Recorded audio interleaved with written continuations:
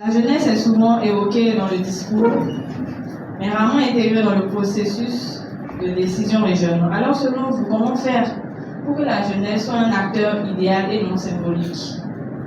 Merci. Un acteur actif? Je dirais un acteur actif. Bon. Personnellement, je suis de ceux qui pensent qu'il ne s'agit pas seulement d'impliquer la jeunesse. Et la jeunesse ne doit pas attendre d'être impliquée. Elle sait le combat qu'elle doit mener. Et vous savez, les droits, il faut se battre.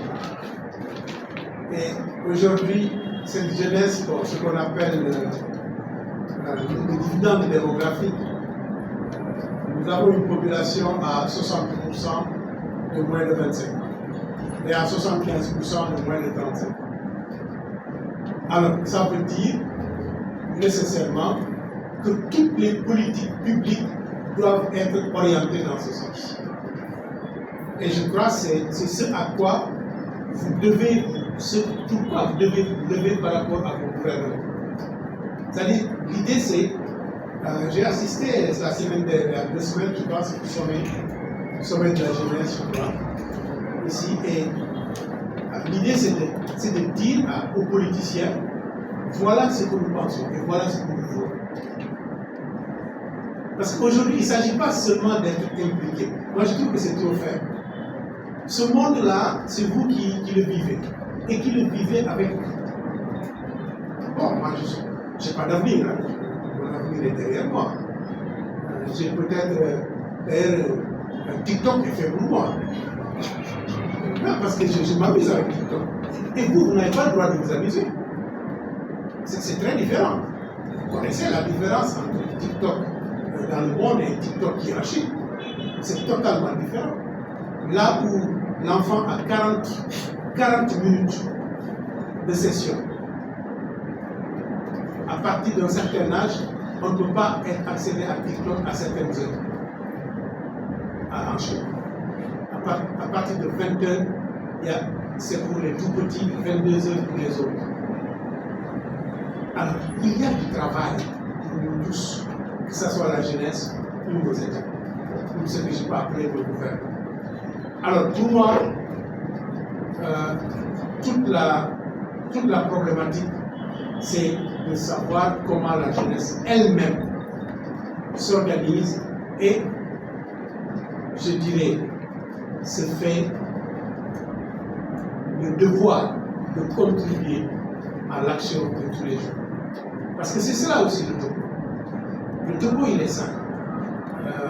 Mon guide religieux dit une chose importante. Le cadet n'a de respect, ne doit avoir de respect pour l'aîné que si l'aîné lui apporte l'assistance et protection. Et je pense que c'est la lecture qu'il faut avoir des formes de gouvernement. Vous êtes là, vous êtes jeune. Bon, c'est vrai que vous avez posé des questions, beaucoup de questions, je sais. J'ai des enfants qui ont votre âge. Et je sais que vous, à l'âge où j'étais moi, pendant que j'étais comme vous, j'avais plus de certitude que vous. J'avais moins de stress que vous.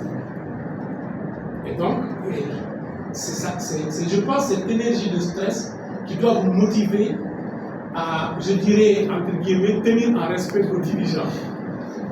Pour contribuer, il faut vous mobiliser. Et la mobilisation, ce n'est pas seulement crier, hein, c'est pas non. Il faut vous organiser. Parce que nos pays ont des lois. Et ces lois-là n'excluent personne. Donc, on se débrouille pour s'organiser et pour faire entendre nos besoins.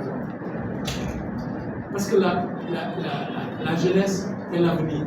Ce n'est même pas l'avenir, c'est le présent. Parce que la force de travail actuelle, c'est la jeunesse. Dans tous les domaines. Et encore plus aujourd'hui, parce que les révolutions que nous connaissons dans le monde actuel, mais c'est des tout jeunes. Hein? L'ordinateur a fait que on a des jeunes qui sont riches à 22 ans. Alors donc, il y a bien sûr tout un travail à faire, et je pense que c'est à vous de prendre vos responsabilités et de vous réveiller tous les matins avec l'idée que comment je vais faire pour que nos préoccupations soient la préoccupation de ce qui nous gouverne. Merci. Je vais compléter le point de l'ambassadeur.